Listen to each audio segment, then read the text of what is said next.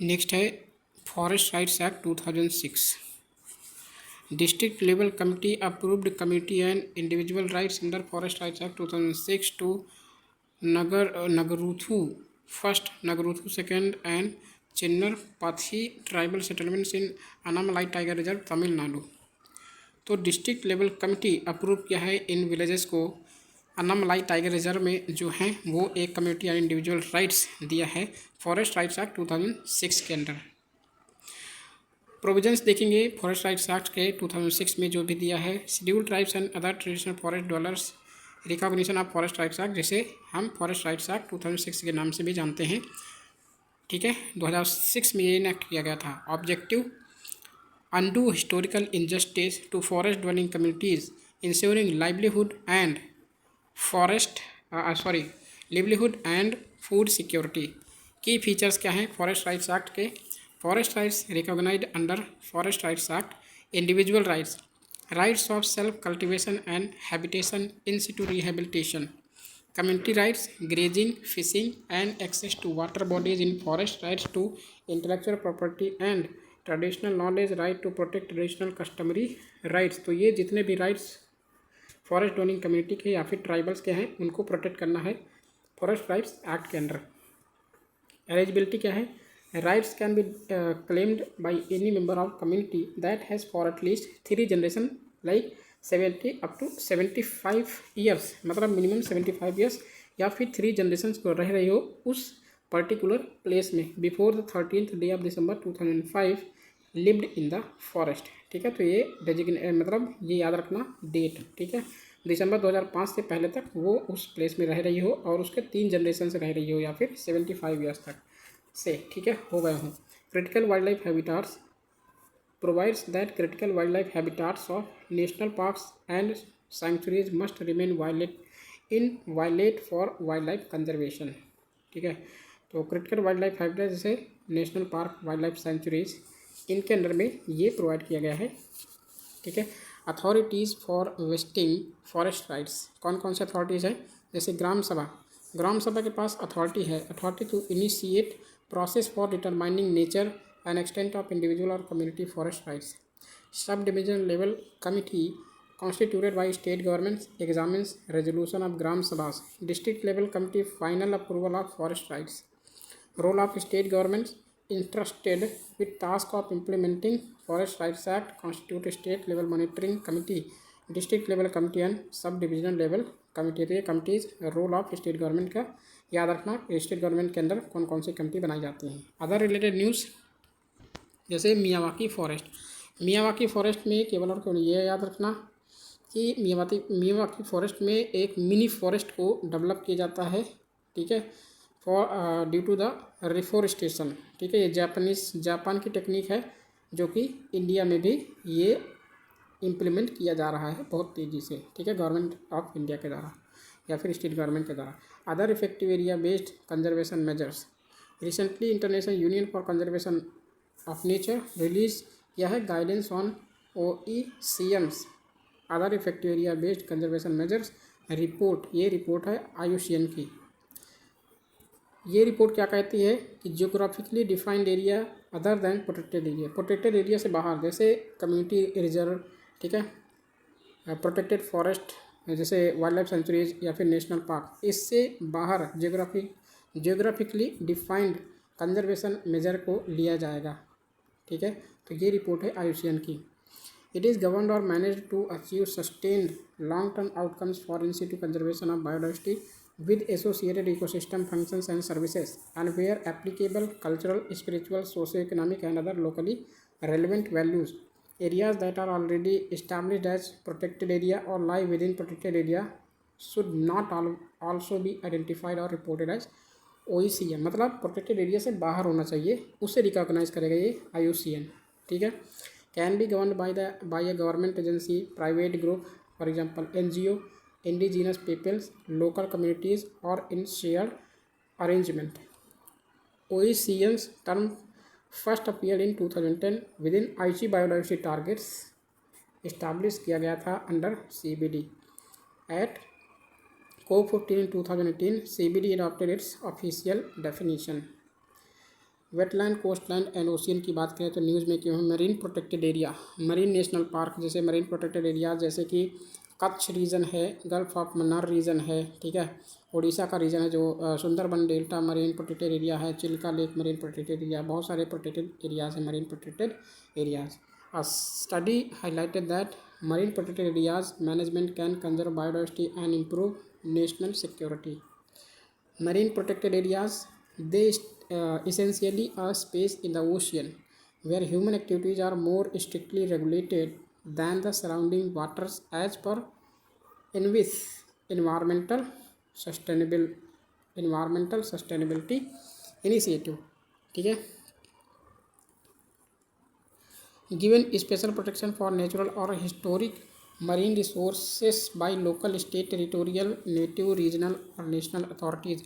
significance क्या है, reservoirs of genetic material, seals marine species from various threats, reference sites for scientific research, nature based conservation and tourism, climate change mitigation etc। challenges in conservation of marine protected areas, difficulties क्या क्या challenges हैं, जैसे difficulties in forcing regulations, requirement of सस्टेंशियल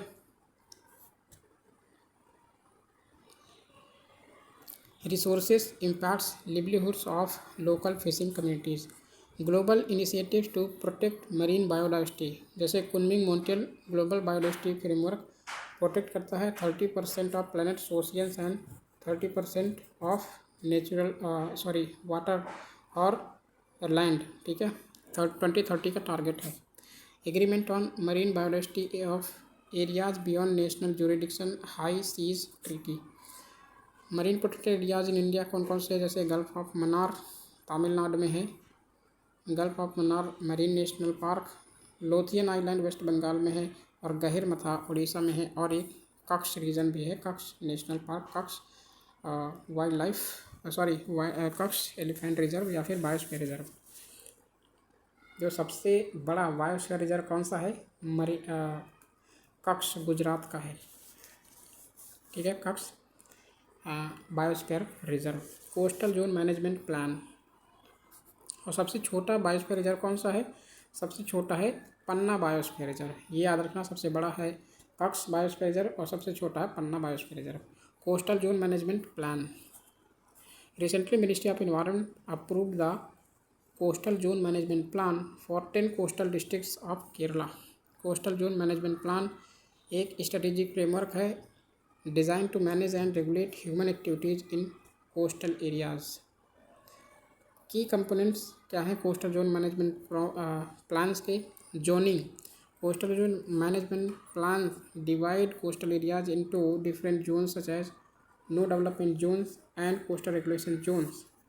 public participation to consider the opinions and worries of local communities etc. Approval of coastal zone management plan is a precondition for the states to make the coastal regulation zone notification 2019 applicable and avail relaxed norms under it। 2011 में पहली बार आया था coastal zone management plan, ठीक है, coastal regulation zone under ministry of environment forest and climate change environment protection act 1986 के अंदर ये coastal regulation zone manage किए जाते हैं।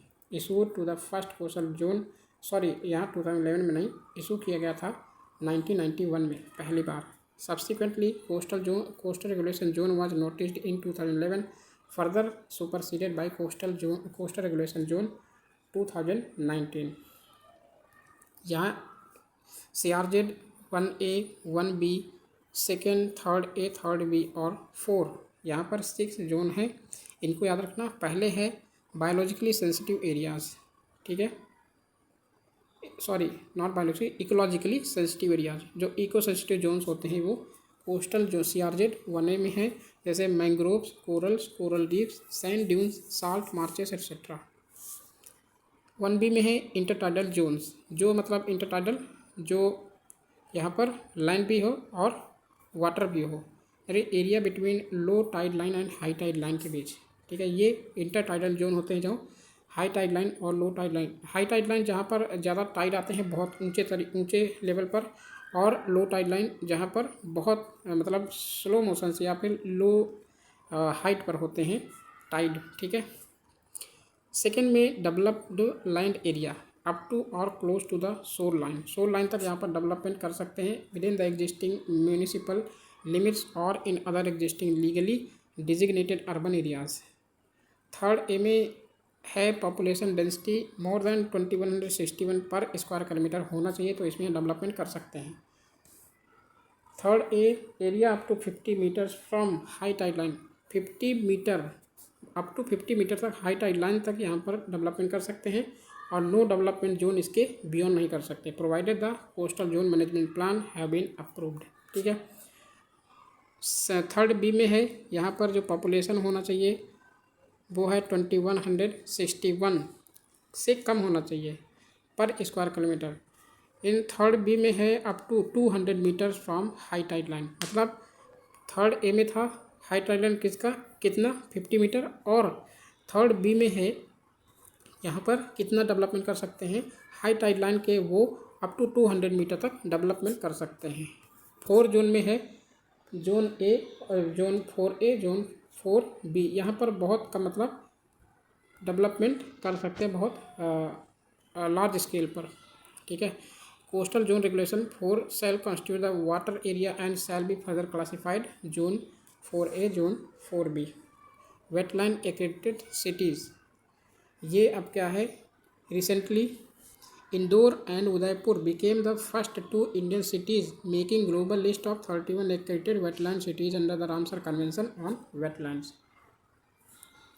वेटलैंड सिटीज़ एक्रेडिटेड एनलिस्टमेंट में 6 क्राइटेरियाज है। क्राइटेरिया 1 क्या कह रहा है, कंटेन करे Ramsar sites providing ecosystem services with in city jurisdiction. Criteria 2 में है adopts measures for wetland conservation and ecosystem services protection. Criteria 3 में इम्प्लीमेंटेड वेटलैंड रेस्टोरेशन एंड और मैनेजमेंट मेजर्स, और क्राइटेरिया 4 है integrates wetland planning into urban land use decisions, urban land use यहाँ पर है। और क्राइटेरिया 5 में है प्रमोट करना है पब्लिक अवेयरनेस को और local participation in wetland decisions. और क्राइटेरिया 6 है इस्टाब्लिश करना है local committees for wetland management and Ramsar convention. देखो ज़्यादा क्राइटेरिया इतने इंपॉर्टेंट नहीं है प्रीलिम्स के लिए, केवल ये इंपॉर्टेंट है कि कौन कौन सी सिटी हैं, तो इंदौर और उदयपुर हैं जो कि वेटलैंड एक्रेडिटेड सिटीज़ को डेजिग्नेट किया गया है by the Ramsar convention, under Ramsar convention. ठीक है। इंदौर, यहाँ पर सिरपुर लेक है इंदौर में, रामसर साइट है, रिकॉग्नाइज किया गया है for water bird congregation and is being developed as a bird sanctuary. Udaipur में कौन सी लेक हैं, जैसे पिचोला, फतेह सागर, रंग सागर, स्वरूप सागर एंड दूध तलाई, ये वेटलैंड है। 5 मेजर वेटलैंड्स हैं। Wetland city accreditation voluntary accreditation system है जो नेचुरल और ह्यूमन मेड वेटलैंड्स को की अपॉर्चुनिटी को प्रोवाइड करता है to gain international recognition and positive publicity for their efforts. Approved at Uruguay in COP 12 of Ramsar convention 2015 में अप्रूव किया गया था। 6 ईयर के लिए वैलिड है। मस्ट बी रिन्यूड, ये रिन्यूड भी किया जाना जरूरी है, आवश्यक है। फिलिंग ईच ऑफ 6 क्राइटेरिया, ठीक है, 6 क्राइटेरिया को ये फुलफिल करते हैं। सिग्निफिकेंस क्या है, promotes conservation and wise of urban and peri urban wetlands, help in implementation of Amrit Dharohar initiative of MOFCC। ये अमृत धरोहर स्कीम किसके लिए लॉन्च की गई थी, वेटलैंड के लिए, याद रखना। ठीक है। ऑर्गेनाइजेशन जो न्यूज़ में थी कौन कौन से हैं, जैसे inter governmental platform on biodiversity and ecosystem services, ये न्यूज़ में है, इनको देख लेते हैं। हेडक्वार्टर वगैरह कहाँ पर, इनकी एम क्या है, जेनेसिस क्या है। तो inter governmental platform biodiversity and ecosystem services 2012 में ये इस्टाब्लिश की गई थी। एम क्या है, strengthen the science policy interface for biodiversity and ecosystem services for conservation and sustainable use of biodiversity, human wellbeing and sustainable development. Membership है India, याद रखना इंडिया एक फाउंडिंग मेंबर है। Secretariat not a UN body, ये UN body नहीं है, but UN environment programme provide करता है secretariat services to the IPBES। जो UNEP का सेक्रेटेरिएट कहाँ पर है, केन्या, नैरोबी में। ठीक है। रिपोर्ट क्या रिलीज करता है, जैसे transformative change definition, it is a fundamental system wide shift in way of thinking structures, ठीक है, ये चीज़ याद नहीं रखना है, ज़्यादा इम्पॉर्टेंट नहीं है। नेक्स्ट है हमारा क्लाइमेट चेंज। क्लाइमेट चेंज के बारे में बात करेंगे तो international year of glaciers preservation. Recently UN has declare 2025 as the international year of glaciers preservation, क्योंकि ग्लेशियर्स बहुत ज़्यादा मेल्टिंग हो रहे हैं। जैसे आप देखे होंगे कि वेनेजुएला में सारे, यहाँ पर वेनेजुएला के सारे ग्लेशियर जो है मेल्ट हो चुके हैं 2024 में। It was also announced that March 21 of each year will be celebrated as World Day for Glaciers starting in 2025. International Year of Glaciers Preservation co-facilitated by, कौन फैसिलिटेट करता है? UNESCO and the world meteorological organisation. तो को facilitation की जिम्मेदारी किसके पास है? वो है यूनेस्को और WMO के पास। ऑब्जेक्टिव क्या है? To raise global awareness about the critical role of glaciers in the climate system and the hydrological cycle and the economic, social and environmental impacts in the Earth's ecosystem, Earth's cryosphere। Cryosphere आप जानते हैं ये melting water के लिए बोला जाता है, melting water का एक फील्ड है। तो ये याद रखना, ग्लेशियर्स प्रिजर्वेशन के जो को फैसिलिटेट कौन करता है? यूनेस्को और WMO। सिग्निफिकेंस क्या है ग्लेशियर्स का? There are more than 2,75,000 glaciers in the world, covering an area of around 7 lakh square kilometer, which account for around 70% of the global fresh water। ठीक है, तो सबसे ज़्यादा फ्रेश वाटर कहाँ पाया जाता है? ग्लेशियर्स में, आइस कैप में जहाँ होता है। जो टर्म है न्यूज़ में है कौन कौन से? जैसे जियो इंजीनियरिंग। जियो इंजीनियरिंग ये याद रखना, न्यू स्टडी एक्सप्लोर्स। जैसे जियो इंजीनियरिंग का केवल और केवल क्या याद रखेंगे? डेफिनेशन याद रखेंगे। ठीक है, इसका मतलब क्या है? Large scale intervention in earth's climate system with an aim of reducing global warming. मतलब क्या है कि लार्ज स्केल पर इंटरवेंशन होना है अर्थ के क्लाइमेटिक सिस्टम में, और इसका एम है रिड्यूस करना है ग्लोबल वार्मिंग को। तो ग्लोबल वार्मिंग को रिड्यूस करने के लिए अर्थ के जो क्लाइमेटिक सिस्टम है उसमें इंटरवीन करना ज़रूरी है। तो ये क्लाइमेट इंजीनियरिंग या फिर जियो इंजीनियरिंग का डेफिनेशन है, सिंपल याद रखना। There are 2 categories of geoengineering. कौन कौन सी कैटेगरीज हैं? Carbon dioxide removal, direct air carbon capture and storage, uses chemical process to capture and separate and then store CO2 directly from ambient air. Ocean fertilisation की बात करें तो addition of nutrients, for example iron, to enhance the growth of phytoplankton that remove CO2। याद रखना, iron को mix करने में phytoplankton की ग्रोथ को बढ़ाया जा सकता है। ठीक है, पहले वाले में है केमिकल प्रोसेस को यूज करके capture and separate and then store CO2। अब केमिकल का यूज करके CO2 को कैप्चर करना है, ये direct air carbon capture and storage facility है। सेकेंड है सोलर रेडिएशन मैनेजमेंट। तो स्ट्रेटोस्फेरिक एरोजोल इंजेक्शन, ये यहाँ पर इंजेक्ट करके, ये याद रखना, देखो ठीक है, UPSC पूछ सकता है। इंजेक्ट करना है reflective particle such as sulphate aerosols into the stratosphere. याद रखना कौन से? उसमें हाई लेवल क्लाउड में नहीं, स्ट्रेटोस्फीयर में, टू रिफ्लेक्ट इनकमिंग रेडिएशन। मतलब इनकमिंग रेडिएशन को रिफ्लेक्ट करने के लिए किस में यहाँ पर पार्टिकल्स को सल्फेट एरोजोल को मिक्स कर सकते हैं, किस में? मतलब स्प्रे कर सकते हैं, यह स्ट्रेटोस्फीयर में। ठीक है, मरीन क्लाउड ब्राइटनिंग, इंजेक्ट करना है injection of salt spray into shallow marine cloud में टू ब्राइटन देम। ब्राइट हो जिससे कि ज़्यादा से ज़्यादा, यहाँ पर जैसे आपने देखा होगा कि जो आइस परमाफ्रॉस्ट होता है, परमाफ्रॉस्ट यहाँ पर होता है, तो ज़्यादातर यहाँ पर जो सन की रिफ्लेक्शन है वो कहीं ज़्यादा हो जाता है, मतलब अराउंड 100% भी होता है, रिफ्लेक्ट हो जाता है। ठीक है, increasing there reflection of light, sunlight. ठीक है, अब नेक्स्ट है हमारा पोल्यूशन। ओजोन है सबसे पहले, ओजोन पोल्यूशन, जो ग्राउंड लेवल ओजोन है वो यहाँ पर पोल्यूशन का काम करता है।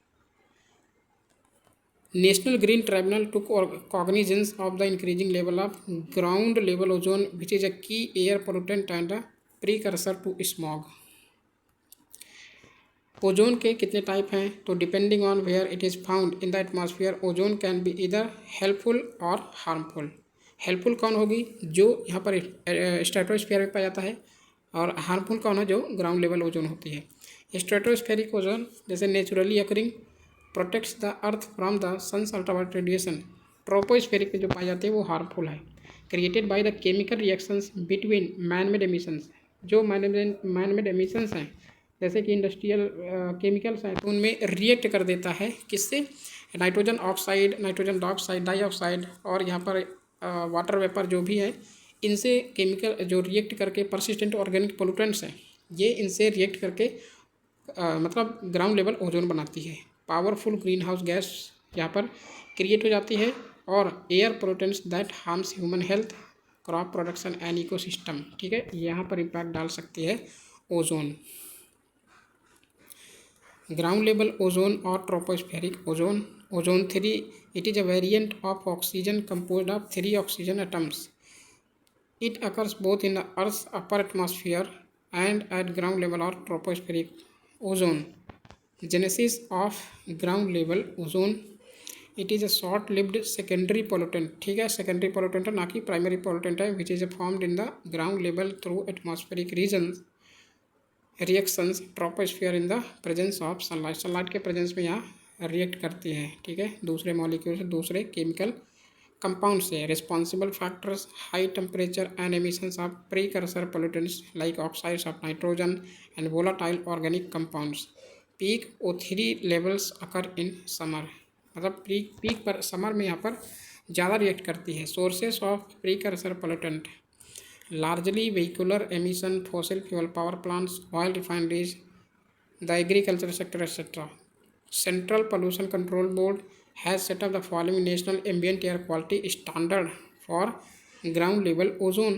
8 hour average 100 micrograms per cubic meter और 1 hour limit 180 माइक्रोग्राम पर मीटर क्यूब। यहाँ पर ये सेंट्रल पोल्यूशन कंट्रोल बोर्ड ने डेजिग्नेट किया है कि इतना यहाँ पर होना चाहिए। ठीक है, अप टू, ज़्यादा नहीं होना चाहिए। Steps taken to control the precursors of ozone that is NOx and volatile organic compound emissions. BS6 vehicles jump from BS4, reduced nitrogen oxide emissions by up to 87% for heavy vehicles and 70 to 85% for two-wheelers. Electric mobility under PME drive to achieve zero vehicular emissions. Revised industrial emission standards, stricter NOx and VOC standards for industries like fertilizers, thermal power plants, etc. Vapor recovery system installed at Delhi NCR petrol pumps to reduce VOC emissions during refueling. तो इनसे ये ground level ozone निकलती है या फिर react करती है।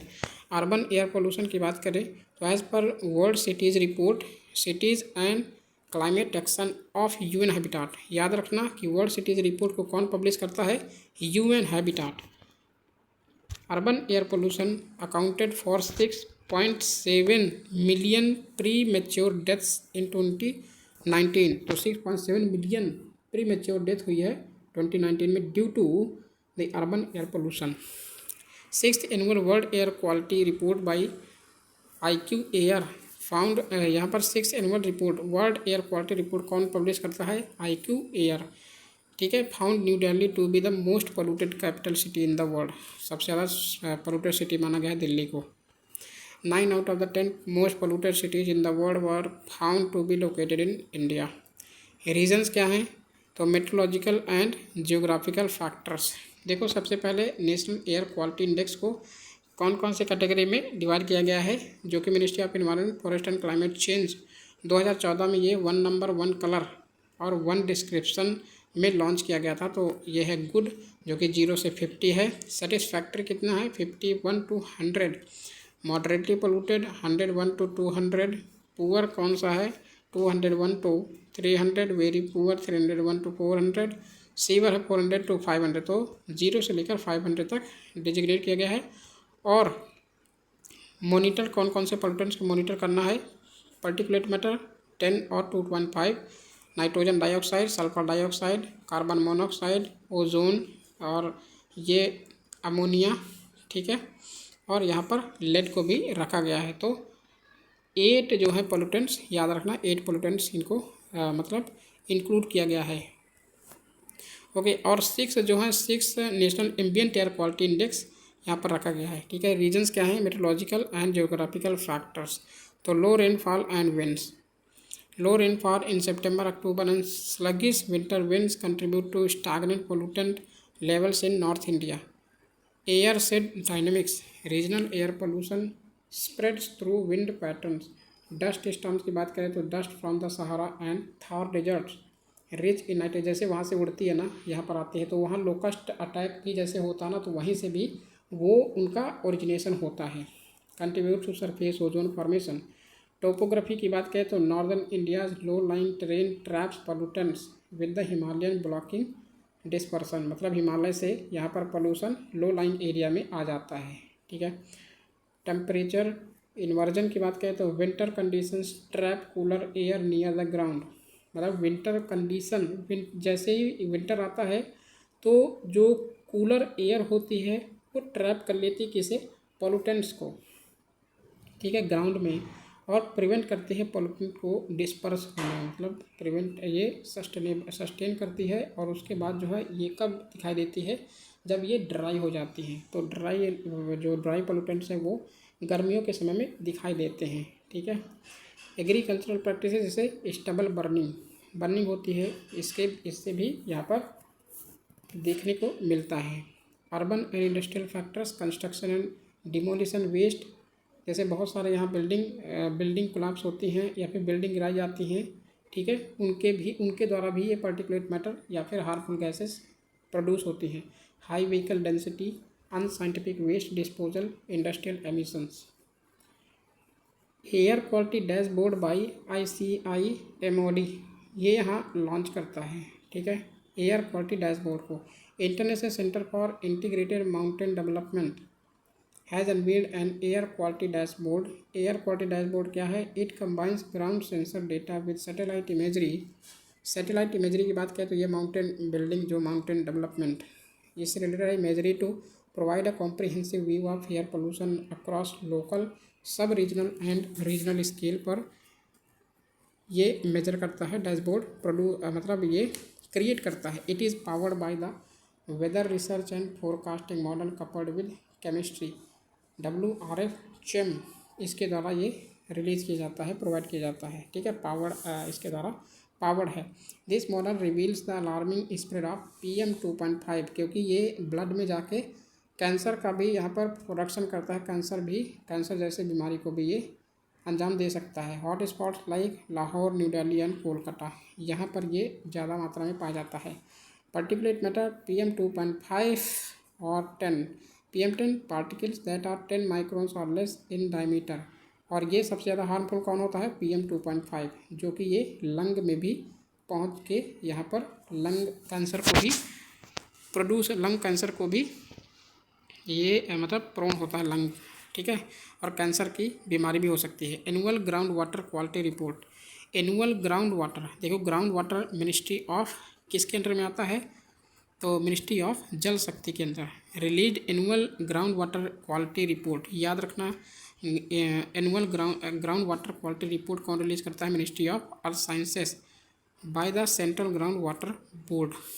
ठीक है, इसमें प्रीवियस ईयर में ये क्वेश्चन आया था, तो ये इसलिए यहाँ पर इम्पॉर्टेंट बन जाता है। ठीक है, मिनिस्ट्री ऑफ जल शक्ति release annual ground water quality report conduct कौन किया है, central ground water board, not authority केवल रेगुलेट करती है। ठीक है, लेकिन बोर्ड क्या करता है, इसको कंडक्ट करता है और ये मेजर करता है और सर्च करता है, फाइंड करता है कि वाटर जो बोर्ड है ग्राउंड वाटर का जो लेवल है वो कहाँ तक है। ठीक है, फॉर द ईयर 2024 देखेंगे अभी की बॉडीज़ इन इंडियाज़ ग्राउंड वाटर मैनेजमेंट। अब यहाँ देखो, ये है बोर्ड, ये है कमीशन और ये सेंट्रल पोल्यूशन कंट्रोल बोर्ड। तो central ground water board multi disciplinary scientific organisation under ministry of Jal Shakti explore करती है और मॉनिटर करती है ग्राउंड वाटर को। देखो एक्सप्लोर और मॉनिटर करना है इसे ग्राउंड वाटर का। फंक्शंस क्या है, सेंट्रल ग्राउंड वाटर अथॉरिटी, ये सेंट्रल ग्राउंड वाटर अथॉरिटी के जैसे ही फंक्शन करता है, लेकिन ये मॉनिटर करता है और एक्सप्लोर भी करता है। रेगुलेट्स बट एक्सप्लोर ये सेंट्रल ग्राउंड वाटर अथॉरिटी नहीं करती, केवल बोर्ड करता है। रेगुलेट्स डेवलपमेंट और मॉनिटर कौन करता है? सेंट्रल ग्राउंड वाटर अथॉरिटी और दोनों बोर्ड भी करता है। Regulates development and management of ground water.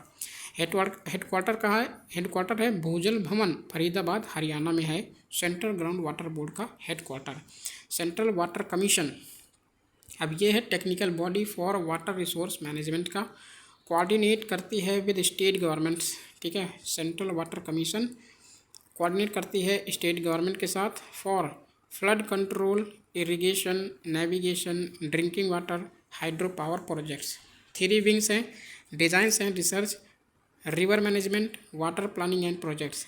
Control, central pollution control board की बात करें तो ये इम्प्लीमेंट करता है water prevention and control of pollution act 1974, ये इम्प्लीमेंट करता है। इसी के under central pollution control board का गठन हुआ था। ठीक है, उसके बाद जो है और एक पावर देता है air prevention and control of pollution act 1981, इसको भी ये एम्पावर करता है। Restores and maintains water quality, advice करता है सेंट्रल गवर्नमेंट को on prevention of pollution, control of pollution, water quality improvement, air quality improvement.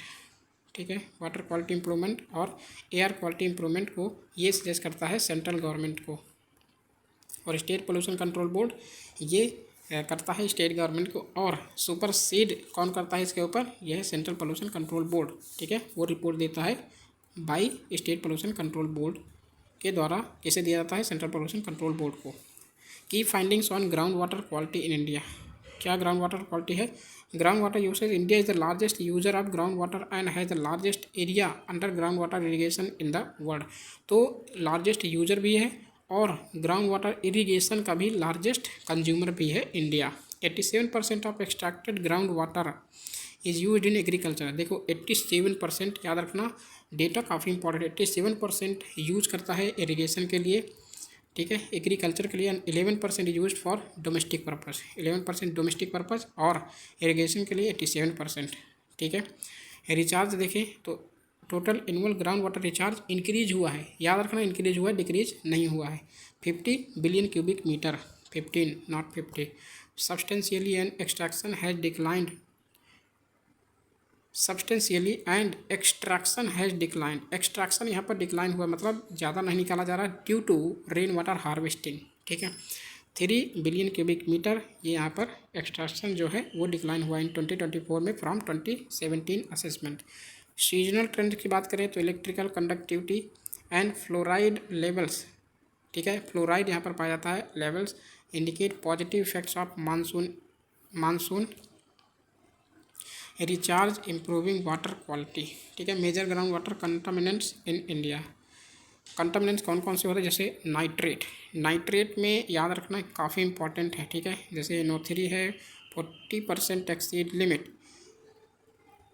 Affected areas हैं, states हैं राजस्थान, तमिलनाडु, महाराष्ट्र, और इसकी वजह क्या होती है? Excessive fertiliser use. तो नाइट्रेट से यहाँ पर जो कैंसर की बीमारी है वो ये क्रिएट हो सकती है। फ्लोराइड की बात करें तो अलार्मिंग लेवल है, काफ़ी ज़्यादा मतलब यहाँ पर पाई जाती है।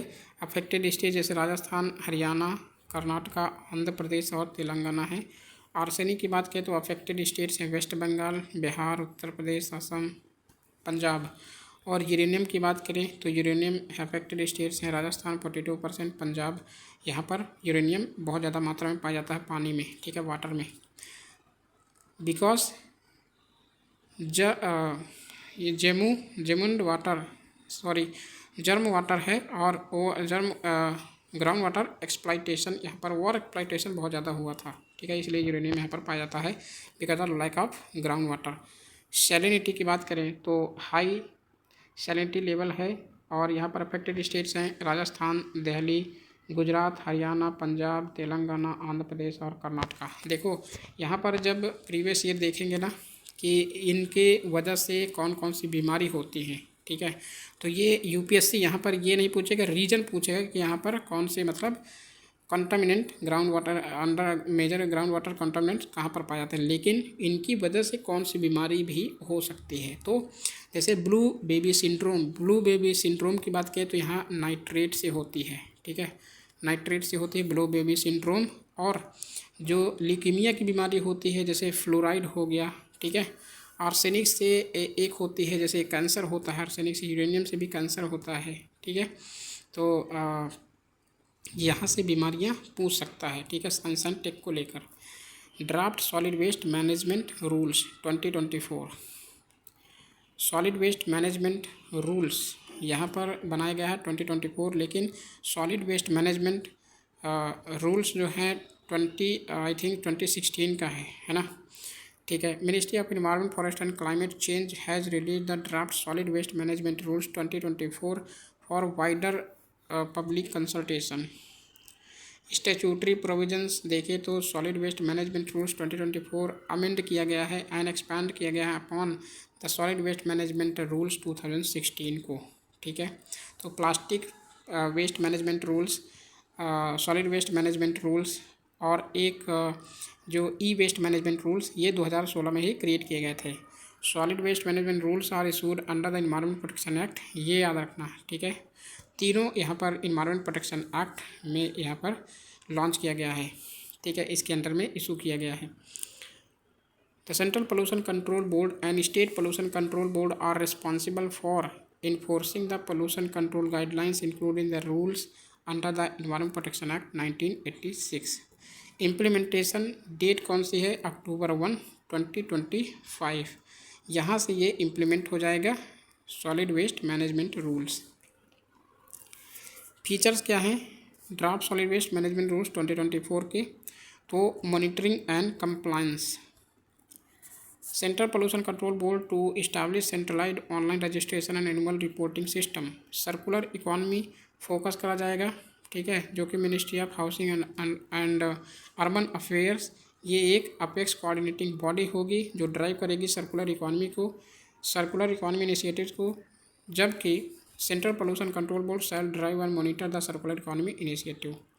Waste segregation into biodegradable and non biodegradable, safai karamchari authorized to fine violators and refuse unsegregated waste collector, ये सफाई कर्मचारी यहाँ पर आइडेंटिफाई करेंगे ये कौन यहाँ पर वायलेट कर रहा है रूल्स को। एक्सटेंडेड प्रोड्यूसर रिस्पॉन्सिबिलिटी, यहाँ पर जो भी यहाँ पर प्रोड्यूसर है उनको भी यहाँ पर मतलब उनकी भी जिम्मेदारी होगी। Extended producer responsibility covers all waste generators including bulk generators, environmental compensation based on polluter pays principle, ठीक है, यहाँ पर फाइन भी देना पड़ सकता है प्रोड्यूसर्स को। Agricultural waste management, local bodies including gram panchayat mandated to prevent burning of agricultural waste. Processing requirements encourages on-site waste processing, stricter implementation timelines and responsibilities for local bodies. About solid waste management rules in India. Solid waste management in India क्या है, इसका any discarded material including garbage, trash and refuse, ये है solid waste material है। Categorization, India legally classifies waste into 6 types जैसे municipal, hazardous, electronic, biomedical and plastic and construction waste. Current status according to TERI the energy resource institute के अंदर में ये current status दिया गया है, जैसे कि annual waste generation 62+ million tons और कलेक्शन 43 मिलियन टन्स, और यहाँ पर ट्रीटमेंट कितना है, ओनली 12 मिलियन टन्स। तो प्रोड्यूस कितना होता है, एनुअल 62 मिलियन टन्स होता है, कलेक्ट कितना किया जाता है 43, और इसका ट्रीटमेंट ओनली 12 मिलियन टन्स होता है। रिमेनिंग 31 मिलियन टन्स डम्प्ड इन वेस्ट यार्ड में डंप किया जाता है, ठीक है, जैसे फिल्ट्रेशन करते हैं, इनफिल्ट करते हैं, ठीक है, अंडरग्राउंड में। की initiatives for promoting effective solid waste management, India में जैसे स्मार्ट सिटीज़ मिशन है, स्वच्छ भारत मिशन फेज़ 2 में है, ठीक है, विलेज लेवल तक यहाँ पर मैनेज करता है। स्वच्छ Bharat mission launch in 2015, SBM 2.2 जो कि garbage free status for all urban areas by 2026 linked किया गया है। ग्लोबल में देखें तो UNEP international environmental technology centre Japan में ये अनाउंस किया गया था।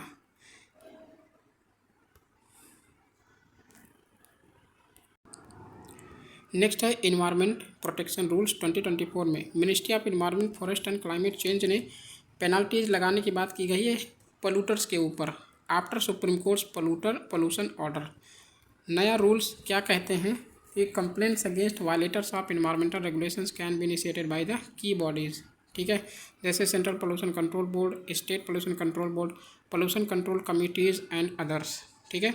यहाँ पर बस ये याद रखना कि ये चीज़ union environment ministry notified water prevention and control of pollution act pollution manner of holding inquiry and imposition of penalty rules 2024 में वाटर रूल्स दिया है। तो rules comes in backdrop of amendments where and offenses and violations of the act were decriminalized, replacing them with penalties. It had also allowed the center for appoint authorized officers to adjudicate offenses, violations and determine penalties. Significance क्या है, reduce the burden on the judicial system, मतलब अगर penalties होगा polluters के ऊपर तो ये obviously judicial जो पेंडेंसीज होंगी वो कम होंगी। इनकरेज करेगा कंप्लायंस थ्रू फाइनेंशियल डिसइंसेंटिव्स को। World economic forum global plastic action partnership recently new members including Angola, Bangladesh, Gabon, Guatemala, Kenya, Senegal and Tanzania joined हुए हैं वर्ल्ड इकोनॉमिक फोरम के जो पार्टनरशिप है, जैसे ग्लोबल प्लास्टिक एक्शन पार्टनरशिप, ये joint हुए ये स्टेट्स, ठीक है, कंट्रीज़। सबसे ज़्यादा इम्पॉर्टेंट क्या है कि इनकी लोकेशन सबसे इम्पॉर्टेंट है, लोकेशन याद रखना, ठीक है, एक बार मैपिंग कर लेना, ठीक है। Global plastic action partnership launch किया गया है during sustainable development impact summit in 2018 में of the world economic forum के। Plastic pillar of the platform for accelerating the circular economy का कॉन्सेप्ट है and friends of ocean action, ठीक है, ocean action की बात की गई है। प्रेजेंट मेंबर कितने हैं, 25 member including Maharashtra state from India. Maharashtra state यहाँ पर इंक्लूडेड है, इंडिया नहीं, महाराष्ट्र स्टेट, ठीक है, स्टेट लेवल के यहाँ पर इनिशिएटिव है। ऑब्जेक्टिव क्या है, accelerate global response to plastic pollution crisis, advance circular plastics economy to reduce emissions and protect land and ocean ecosystem. की इनिशिएटिव की एक्टिविटीज़ हैं, हेल्प करते हैं कंट्रीज़ की in developing national action road maps and investment mobilisation for waste management. Pollutants जो कि news में थे कौन कौन से, जैसे manganese, as per a recent study by scientist manganese contamination of water is causing cancer. Manganese के द्वारा कैंसर भी यहाँ पर होता है in the Gangetic plains of Bihar. याद रखना कौन से एरिया में मैंगनीज पाया जाता है, गंजेटिक एरिया प्लेन में जो बिहार का रीजन है वहाँ पर पाया जाता है। मैंगनीज की बात करें तो ये 5th मोस्ट एबंडेंट मेटल है, याद रखना 5वां एबंडेंट मेटल है on earth that exist in the form of oxides, carbonates and silicates. Manganese is an essential component of steel making processes, ठीक है, स्टील मेकिंग प्रोसेस का एक इसेंशियल कंपोनेंट है manganese. It is present in food, water, soil, rock as a naturally occurring component. It is an essential trace element which plays a vital role in maintaining body homeostasis। और ये report करता है toxic in higher doses for human beings, ठीक है, toxic का काम करता है जिससे कैंसर जैसी बीमारी भी हो सकती है। Sources of manganese contamination of ground water, जैसे कि इंडस्ट्रियल पोल्यूशन, एंथ्रोपोजेनिक होती है, एंथ्रोपोजेनिक यहाँ पर फिनोमिनन है, और सेडिमेंट्री और इग्नियस रॉक से भी यहाँ पर मैंगनीज का कंटामिनेशन होता है, ठीक है, सोर्स हैं इसके। नेक्स्ट है ट्रिक्लोरियोथिलीन एंड परक्लोरियोथिलीन। ये क्या है, US environment protection act announces, environment protection agency announce किया है final bans on manufacture, processing and use of, ये दोनों चीज़ों को बैन किया है, इन्हें याद रखना। ये क्या है, टॉक्सिक केमिकल्स हैं used in stain removers, degreasers and range of industrial process including dry cleaning. Volatile organic compounds हैं with significant industrial utility but raise concerns due to their environmental and health impact। ठीक है, health impacts जैसे linked to severe health issues like kidney cancer, non Hodgkin lymphoma, cardiac defects and bladder cancer. ठीक है, तो ये इन्हें याद रखना काफ़ी इंपॉर्टेंट होता है। सिलिकॉन डाइऑक्साइड, ये भी कंटामिनेंट यहाँ पर मिला है। कहाँ पर? नेशनल ग्रीन ट्राइब्यूनल डायरेक्ट किया है सेंट्रल पोल्यूशन कंट्रोल बोर्ड को to draft new guidelines for granting permission for silica mining and washing plants. Silica dioxide ये एक कॉमन नेम है given to materials composed of silicon dioxide which exist in crystalline or amorphous forms. The toxicity of silica has been linked to its crystallinity and capacity to generate free radicals। ठीक है, ये generate करता है free radicals को। Source क्या है silicon dioxide? जैसे industrial processes, natural sources, agriculture. ठीक है, यहाँ पर 3 सोर्सेस यहाँ पर पाए जाते हैं। हेल्थ इम्पैक्ट क्या है? रेस्पिरेटरी इशूज़, जैसे यहाँ पर पल्मोनरी ट्यूबरकुलोसिस और लंग कैंसर भी पॉसिबल है। कॉग्निटिव डिक्लाइन, जैसे कि डिमेंशिया और अल्जीमर्स डिसीज़ भी यहाँ पर हो सकता है। इन्वायरमेंटल इफेक्ट क्या है? Dust deposition on vegetation reduces photosynthesis and plant growth. ठीक है, अब कंसेंट टू इस्टेब्लिश ये क्या है? Ministry of environment forest and climate change remove किया है dual compliance of environmental clearance को and consent to establish for setting up of new industries को सेटअप करने के लिए ये क्राइटेरिया रखा है। Now non polluting white category industries will not be required to take CTE और कंसेंट टू ऑपरेट, मतलब ऑपरेट करने के लिए कंसेंट की ज़रूरत नहीं है वाइट इंडस्ट्रीज़ को, वाइट कैटेगरी इंडस्ट्रीज़ को। ठीक है, ये अदर कैटेगरी इंडस्ट्रीज़ के लिए हैं, जैसे कि यहाँ पर रेड कैटेगरी में या फिर ऑरेंज कैटेगरी में इंडस्ट्रीज होती हैं, डेजिग्नेट की गई हैं। ठीक है, कंसेंट टू इस्टेब्लिश ये होता क्या है?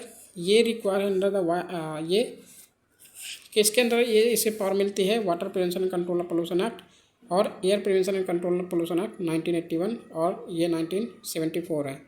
Consent to establish from the state pollution control board is required to industries that discharge effluents और emit pollutants into the environment। R O track क्या है?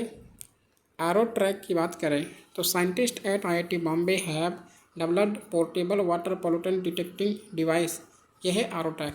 बस इतने याद रखना, portable water pollutant detecting device, portable water pollutant detecting device. बस इसके आगे कुछ नहीं याद करना, इतना ही याद रखना है। ठीक है, यहाँ पर DNA सीक्वेंस की बात करें तो इंजीनियर प्रोटीन DNA ये बायोसेंसर का काम करता है। ठीक है, रिवर सिटीज़ अलायंस की बात करें तो रिवर सिटीज़ अलायंस याद रखना, इंडिया भी इसका मेंबर है। बस इतना याद रखना। तो national mission for clean Ganga ये ऑर्गेनाइज़ किया है, गंगा उत्सव ऑर्गेनाइज़ किया है national mission for clean Ganga के द्वारा। Witnessed participation from several river cities under the river city alliance. ठीक है, 145 रिवर सिटीज़ नेशन वाइड, मतलब नेशन है, ऑर्गेनाइजेशन है, open to all river cities of India. ठीक है, बस इतना याद रखना, इंडिया इसका मेंबर है रिवर सिटीज़ अलायंस का। सस्टेनेबल डेवलपमेंट की बात करें तो ग्रीन जीडीपी में याद क्या करना है? केवल और केवल यह याद रखना कि कौन सा स्टेट है जो फर्स्ट स्टेट बना है ग्रीन जीडीपी के बारे में, तो वो है छत्तीसगढ़। और बस इतना ये याद रखना कि ग्रीन जीडीपी होती क्या है। ठीक है, बस और इसमें कुछ नहीं याद रखना। ग्रीन जीडीपी की डेफिनेशन बताना है और जेनेसिस कब हुआ इसका? लेट 1980 में। ग्रीन जीडीपी की डेफिनेशन क्या है कि to environmentally adjusted gross domestic product, जो भी जीडीपी हो वो इन्वायरमेंटली सस्टेनेबली हो। ठीक है, उसे ग्रीन जीडीपी बोलते हैं। जैसे फार्मूला है net domestic product minus cost of depletion of natural resources plus cost of degradation of ecosystem, मतलब नेचुरल रिसोर्सेज का डिप्लीशन का कॉस्ट और डिग्रेडेशन, इकोसिस्टम के डिग्रेडेशन का कॉस्ट को निगेटिव करना है नेट डोमेस्टिक प्रोडक्ट में। मतलब कि जितना डैमेज हुआ है उसको यहाँ पर नेग्लेक्ट कर देना है। ठीक है, तो ये ग्रीन जीडीपी हो जाए, ग्रीन जीडीपी डेफिनीशन है। ग्रीन जीडीपी की नीड क्या है? GDP overlooks environmental depletion and degradation often treating them as economic gain. ठीक है, बस इतना याद रखना है। यहाँ पर ग्रीन जीडीपी अकाउंटिंग इनिशिएटिव से जैसे सिया 1993 में वेव्स भी यहाँ पर याद रखना, वर्ल्ड बैंक का इनिशिएटिव है। ठीक है, तो ग्रीन जीडी के फील्ड में वर्क करता है। सस्टेनेबल एग्रीकल्चर की बात करें तो national programme for organic production. ठीक है, national programme for organic production, national programme organic production के लिए तो यहाँ पर 8th एडिशन लॉन्च किया गया है, national programme for organic production by ministry of commerce and industry के द्वारा। ठीक है, इसके केवल और केवल याद रखना है कि फीचर्स क्या होते हैं NPOP का। तो crop production standards are recognised by European commission and Switzerland as equivalent internationally recognised quality assurance system for organic production. NPOP prescribe करता है standards, accreditation procedures and certification systems for export of organic products. ठीक है, तो ये normally आप कर लोगे, इसमें ज़्यादा कोई बड़ी बात नहीं करना है। आप जब सॉल्व करते हो क्वेश्चन पेपर तो उसमें आप जनरली नॉलेज हो जाती है कि ये चीज़ गलत है, ये चीज़ सही है। ठीक है, नेक्स्ट है कोडो मिलेट। कोडो मिलेट में कौन कौन से आते हैं वो इम्पॉर्टेंट हैं। ठीक है, जैसे kodo millet was considered to be the reason behind the death of wild elephants. Kodo millet के द्वारा यहाँ पर वाइल्ड एलिफेंट की डेथ हो गई है। कहाँ पर? मध्य प्रदेश के बांधवगढ़ टाइगर रिजर्व में। ठीक है, तो कोडो मिलेट ये होता क्या है बस इतना याद रखना है। पस्पलुम स्कॉर्बिकुलाटुम ये इसका जो है साइंटिफिक नेम है, ये याद रखना है। इसे कोड्रा या फिर वडगू भी बोला जाता है इंडिया में, जो कि एक स्टेपल फूड है फॉर मेनी ट्राइबल सेक्शंस के लिए। फीचर्स क्या हैं? डाइटरी फाइबर होता है। ठीक है, मिनरल्स लाइक आयरन और एंटीऑक्सीडेंट इसमें मिला हुआ होता है। ठीक है, और ड्रॉट टॉलरेंट है, याद रखना ये चीज़ इंपॉर्टेंट, ड्रॉट टॉलरेंट है, हाई एयर पोटेंशियल है, बेटर स्टोरेज प्रॉपर्टीज़ यहाँ पर मिलती है कोडो मिलेट में। क्लाइमेट कैसे होना चाहिए? जैसे मध्य प्रदेश का क्लाइमेट कैसा है? एक वार्म एंड ड्राई क्लाइमेट है, grown mainly in Deccan region. ठीक है, इशूज़ क्या है? Ingesting millets harvested after rainfall can result in adverse health conditions. Regenerative agriculture, अब इसकी डेफिनेशन यहाँ पर देखना है कि रीजनरेटिव एग्रीकल्चर क्या है, बस इतना सफिशियंट है। तो regenerative agriculture is a way of farming that focuses on soil health. ठीक है, सॉइल हेल्थ पर फोकस करती है रीजनरेटिव एग्रीकल्चर। ठीक है, बस इतना याद रखना। और ये याद रखना, minimising soil disturbances, minimum ploughing keeps CO2 in soil and improving its water absorbency. ठीक है, मतलब CO2 को यहाँ प्रिवेंट करना है, क्योंकि जब प्रिवेंट कैसे हो सकती है? जब सॉइल को यहाँ पर डिस्टर्बेंस ना किया जाए, तब यहाँ पर CO2 उसमें इंटर नहीं हो सकती है, तो उससे रीजनरेटिव एग्रीकल्चर पॉसिबल है, रीजनरेटिव एग्रीकल्चर अच्छे से हो सकता है। तो maximising crop diversity, improving biodiversity, इससे क्या है जो CO2 का लेवल है वो मिनिमम हो जाएगा। ठीक है, कार्बन जो है स्टोर नहीं हो पाएगा। Maintaining soil cover, keeping living roots year round and integrating livestock. Agrivoltaic farming, अब ये फार्मिंग एग्रीवोल्टाइक फार्मिंग क्या है वो चीज़ हमें ज़रूरी नहीं है, हमें केवल इसका मतलब जानना है। Practice of growing crops underneath solar panel, मतलब सोलर पैनल के अंडर जो भी क्रॉप को उगाई जाती है उसे एग्रीवोल्टेइक फार्मिंग बोलते हैं। इसका मतलब ही क्या है? Agriculture, voltaic mean solar panel, और फार्मिंग का मतलब खेती करना। ठीक है, तो बस इतना याद रखना है। तो it is also sometimes refer to as agri solar, dual use solar और लो इम्पैक्ट सोलर। बेनिफिट आप समझ रहे होंगे कि बेनिफिट क्या है, ये UPSC काफ़ी बार पूछता भी है ऐसी चीज़ें कि क्या बेनिफिट है इससे। अल्टरनेटिव फ्यूल्स और एनर्जी एंड एनर्जी एफिशिएंसी, देखो इंडिजीनस हाइड्रोजन ट्रेन इंजन, अब ये हाइड्रोजन काफ़ी इम्पॉर्टेंट है, और जैसे ग्रीन हाइड्रोजन यहाँ पर काफ़ी इम्पॉर्टेंट हो जाता है for the reducing of green house gas emission, और क्लाइमेट चेंज को भी यहाँ पर अच्छे से मतलब रिड्यूस कर सकता है। ठीक है, तो यहाँ पर ये चीज़ डिस्कस करने लायक नहीं है, केवल और केवल इंडिया का इंडिजिनस हाइड्रोजन ट्रेन भी यहाँ पर इम्पॉर्टेंट है, बाकी और नहीं इम्पॉर्टेंट है, यही हमें याद रखना है। तो design by research design and standard organisation in Lucknow. Manufactured कौन करता है? इंटीग्रल कोच फैक्ट्री चेन्नई में manufacturing coaches for the train. ठीक है। बैकग्राउंड क्या है? मिनिस्ट्री ऑफ रेलवेज अनाउंस करा है the hydrogen for heritage protect in 2023। Union budget 2023-24 announce किया है और अलॉट किया फंड को 35 हाइड्रोजन फ्यूल सेल ट्रेन, मतलब हाइड्रोजन फ्यूल सेल ट्रेन यहाँ पर चलाई जाएंगी। ठीक है। ट्रायल रूट कहाँ से कहाँ? जिंद टू सोनीपत हरियाणा में, जिंद सोनीपत हरियाणा में चलाई जाएगी पहले हाइड्रोजन फ्यूल सेल ट्रेन यहाँ पर चलाई जाएगी। ग्लोबल इनिशिएटिव जैसे वर्ल्ड बैंक का 10 गीगावाट क्लीन हाइड्रोजन इनिशिएटिव है, clean energy ministerial hydrogen initiative है, coordinated by the international energy agency और developed according to the clean energy ministerial framework document. India एक मेंबर है इसका। Global programme for hydrogen in industry launch in 2021 by UNIDO। India का initiative है hydrogen production के लिए।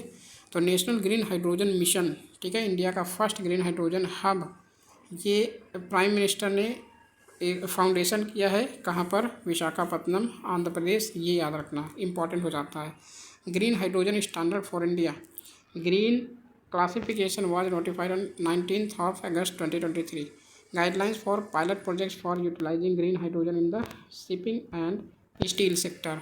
ठीक है, ये यहाँ पर काफ़ी रोल प्ले कर सकता है ग्रीन हाइड्रोजन।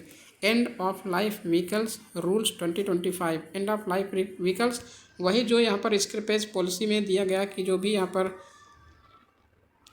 आउटडेटेड व्हीकल्स हैं तो इन्हें क्या करना है? एंड ऑफ लाइफ, उनकी लाइफ जो है एंड हो जाती है तो उसके लिए रूल बनाया गया है 2025 में। तो rules are notified under environmental protection act 1986 and will come into force for 1 April 2025। ठीक है, तो 2025 से अप्रैल 2025 से ये इम्प्लीमेंट किया जा चुका है। एंड ऑफ लाइफ व्हीकल्स मतलब क्या होता है? All vehicles which are no longer validly registered और डिक्लेयर्ड अनफिट या डिक्लेयर कर दी गई हैं unfit through automated fitness centres, और ऑटोमेटेड फिटनेस सेंटर के द्वारा मतलब के थ्रू इन्हें अनफिट घोषित कर दी गई हैं, तो ये अब काम नहीं करने वाली। ठीक है, तो बस इतना, इसमें इतना ही याद रखना है। बाकी तो किसमें कौन सा है, जैसे कि एक्सेप्शन है नॉट अप्लाई टू, कौन से ये जो है रूल्स किस में अप्लाई नहीं होगा? जैसे वेस्ट के फील्ड में, प्लास्टिक के फील्ड में, और waste tyres and used oil के फील्ड में, ई वेस्ट, जैसे इनका रूल्स अलग बना है। ठीक है, 2025 के नहीं, इनके जो बैटरी वेस्ट मैनेजमेंट रूल्स 2022 में, और जो वेस्ट का है प्लास्टिक वेस्ट मैनेजमेंट एक्ट 2016। ठीक है, वेस्ट का है hazardous and other waste management and transboundary movement rules 2016, और ई वेस्ट मैनेजमेंट रूल्स 2022 में। ठीक है, तो इनका अलग से रूल्स है, तो इनमें इम्प्लीमेंट नहीं हो सकता इस फील्ड में। जैसे ई वेस्ट है, सॉलिड वेस्ट है, ठीक है, इनके अलग रूल बने हुए हैं। नेक्स्ट है corporate average fuel efficiency norms, fuel efficiency first. तो फर्स्ट नॉर्म्स ये बस याद रखना है, क्योंकि corporate average fuel efficiency norms को सेंटर ने एक पेनल्टी लगाया है। ठीक है, तो पेनल्टी इम्पोज किया गया है on the some car makers for violation, अगर इस नॉर्म्स को, इन नॉर्म्स को वायलेट करता है कार मेकर। ठीक है, तो फर्स्ट ये पहला नॉर्म्स क्या है? तो फर्स्ट नॉर्म्स क्या है? Norms were first notified by the government in 2017 under the energy conservation act 2001। याद रखना कौन से एक्ट के अंदर है? Energy conservation act 2001। एम क्या है? Mitigate fuel consumption by lowering CO2 emissions, reduce oil dependency and air pollution. Relate करते हैं ये norms gasoline equivalent corporate average fuel consumption in litres per 100 kilometre to the corporate average curve weight of all the cars sold by any original equivalent manufacturer in a physical year. Applicability क्या है? Petrol, diesel, liquefied petroleum gas, CNG etcetera with gross vehicle weight less than 3500 kilograms, ठीक है। Global energy alliance for people and planet. Global energy alliance क्या है, यहाँ पर क्या India member है कि नहीं वो देखते हैं। तो global energy alliance for people and planet, तो इंटरनेशनल सोलर अलायंस, जब इंटरनेशनल सोलर अलायंस यहाँ पर इंक्लूडेड है तो यहाँ पर इंडिया में जब इसका हेडक्वार्टर, तो इंडिया ज़रूर ही अलाइन होगा, ठीक है। Global energy alliance for people and planet sign किया है an agreement to establish $100 million fund to support high impact solar energy projects. Additional initiatives announced digitalization of utilities for energy transition and energy transition innovation challenge entice 2.0। तो entice 2.0 किसके field में है, energy के field में, ठीक है। Global energy alliance for people and planet, इसमें ये एक ग्लोबल पब्लिक प्राइवेट इनिशिएटिव है जो फोकस करता है एक्सेलरेट करने में clean energy transition in developing countries में, ठीक है। तो ये याद रखना। गोल है, goal 1 billion people with energy access, 150 million green jobs and 4 billion tons of emissions avoided, ठीक है। फोकस एरिया तो आप जानते हो कि एनर्जी के सेक्टर में यहाँ पर सोल्यूशन को प्रोवाइड करना है और पावर्टी एलिवेशन करना, सस्टेनेबल डेवलपमेंट को प्रमोट करना है, ठीक है। Amendment to ALMM order 2019। अब ALMM क्या है, ministry of new and renewable energy approve किया है लिस्ट, मतलब अप्रूव किया है अमेंडमेंट को to approved list of models and manufacturers order 2019। ज़्यादा यहाँ पर बस इतना याद रखना, मिनिस्ट्री कौन सी है, ministry of new and renewable energy, ठीक है। और ये इम्प्लीमेंट किया जाएगा 1 जून 2026 से, ओके। प्रमोटिंग टेक्नोलॉजी, ये टेक्नोलॉजी याद रखना, thin film solar modules manufactured in integrated solar photovoltaic module manufacturing units will be considered in compliance with the requirement to use solar photovoltaic from list second, ठीक है। तो thin film solar module, ये technology इसमें use की गई है। Next है river linking project. कौन से रिवर लिंकिंग प्रोजेक्ट की बात की गई है, Ken Betwa river linking national project की बात की गई है। तो प्राइम मिनिस्टर ने फाउंडेशन रखा है कि केन बेतवा लिंक प्रोजेक्ट को आगे बढ़ाने के लिए। तो part of India national river linking project aimed to divert surplus water from Ken, मतलब केन रिवर से बेतवा रिवर में, मतलब बेतवा इधर चलती है, ठीक है, सतपुरा रेंज के, और जो केन है वो यहाँ से ऐसे चलते, तो केन से यहाँ तक, मतलब मिलाने के केन से बेतवा रिवर में जोड़ने के लिए एक रिवर लिंकिंग प्रोजेक्ट बनाई गई है, कैनाल बनाया गया है। और ये जो है कौन सा एक डैम है इसके पास, मतलब यहाँ पर केन बेतवा रिवर में, तो आगे देखें दाऊधान डैम, ठीक है, दाऊधान डैम यहाँ पर लोकेटेड है। और ये कौन से एक नेशनल पार्क है, जो कि है पन्ना नेशनल पार्क, पन्ना टाइगर रिजर्व, ये यहाँ पर इसके मतलब केन रिवर यहाँ से होके गुजरती है पन्ना टाइगर रिजर्व से, ठीक है। इसका कंप्लीशन टारगेट रखा गया है 2030 तक से ये तैयार हो जाएगा, ठीक है। लोकेशन है इसकी मध्य प्रदेश और उत्तर प्रदेश के, और दोनों का एक ट्रांजिशन मतलब पार्टनरशिप है, focusing on the drought prone Bundelkhand region को फ्लरिश बनाना है, ठीक है। जो कि ये यहाँ पर देख सकते हैं, ये है आपकी केन रिवर और ये है बेतवा रिवर, ठीक है। ये है सॉरी, यहाँ पर ये है बेतवा रिवर, ठीक है। और यहाँ पर ये दाऊधान डैम है और इससे ये कैनाल बना के यहाँ पर जोड़ा गया है, ठीक है। ये दाऊधान डैम, ओके। और पन्ना टाइगर रिजर्व है, याद रखना।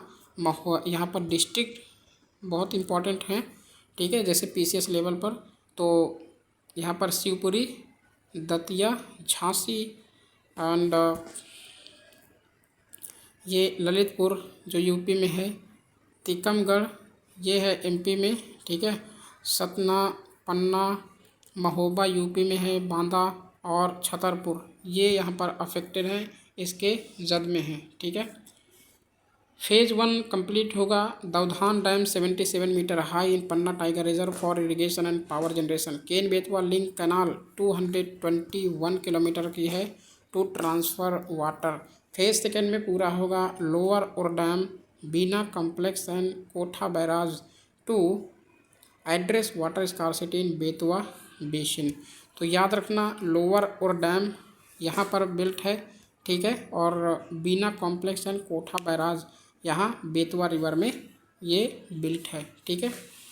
नेशनल रिवर लिंकिंग प्रोजेक्ट की बात करें तो ये कौन मतलब इसको टैकल करता है, कौन एक स्पेशल पर्पस व्हीकल बनाया गया है इसके लिए, ठीक है। किसके लिए? जो भी रिवर लिंकिंग प्रोजेक्ट होंगे उसके लिए एक स्पेशल पर्पस व्हीकल तैयार किया जाएगा, ठीक है। वही यहाँ पर वो मॉनिटर करेगा, वही प्रोजेक्ट को तैयार करने में मतलब वो मॉनिटर करेगा, ठीक है, उसको मतलब प्रिपेयर करने के लिए। फर्स्ट प्रपोज कौन किया था? Sir Arthur cotton in 1850s। Revise किया गया है 1972 में बाई KL राव के द्वारा। Then India's power and irrigation minister थे ये KL राव, ठीक है। नेशनल पर्सपेक्टिव प्लान 1988 के अंदर 1980s में ये मतलब इनिशिएट किया गया था। 1982 में नेशनल वाटर डेवलपमेंट एजेंसी बनाई गई जो कि स्टडी करेगा feasibility of the river linking. 2021 में सेंटर ने प्रपोज किया national interlinking of rivers authority as the apex implementing body for national perspective plan to replace national water development authority, ठीक है। नेशनल वाटर डेवलपमेंट एजेंसी को replace कर देगा national perspective plan. Objective है ये authority national interlinking of rivers authority, ठीक है। Objectives हैं irrigating 30 million hectares and generating 20,000 to 25,000 megawatt of power, ठीक है। नेशनल वाटर डेवलपमेंट एजेंसी ये आइडेंटिफाई करते हैं फॉलोइंग कंपोनेंट्स को, जैसे हिमालयन रिवर्स डेवलपमेंट, जैसे कि गंगा और ब्रह्मपुत्र रिवर 14 लिंक्स हैं।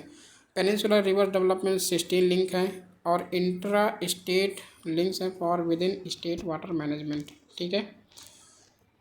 और नेक्स्ट है proposed inter basin water transfer links. यहाँ पर ये देख सकते हैं कौन किसका है, कौन किससे यहाँ पर लिंकिंग करा जाएगा। वीडियो पॉज करके आप देख सकते हैं, ठीक है, या इसे यहाँ पर याद रख सकते हैं, ओके। काफ़ी इम्पोर्टेंट है, यहाँ पर पूछा जा सकता है।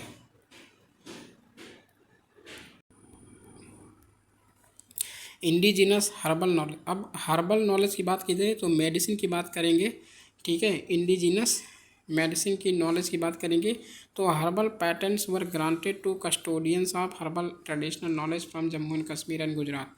तो जम्मू एंड कश्मीर एंड गुजरात का नाम याद रखिएगा, यहाँ से हर्बल पैटेंट को ग्रांट किया गया है।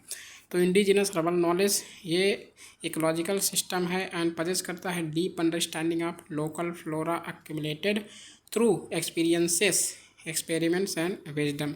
तो जनरली आप याद रखना कि इंडिया में 17,000 स्पीसीज ऑफ हायर प्लांट्स और 7,500 मेडिसिनल यूसेज प्लांट्स हैं, इनको याद रखना। 17,000 स्पीसीज हैं हायर प्लांट्स की और 7,500 जो हैं वो मेडिसिन प्लांट्स हैं, ठीक है, जिन्हें यूज़ किया जाता है हर्बल बनाने के लिए।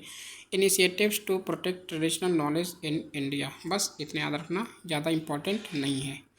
स्वास्थ्य इनिशिएटिव, बस स्वास्थ्य इनिशिएटिव किस फील्ड में यूज़ की जाती है ये याद रखना, ठीक है।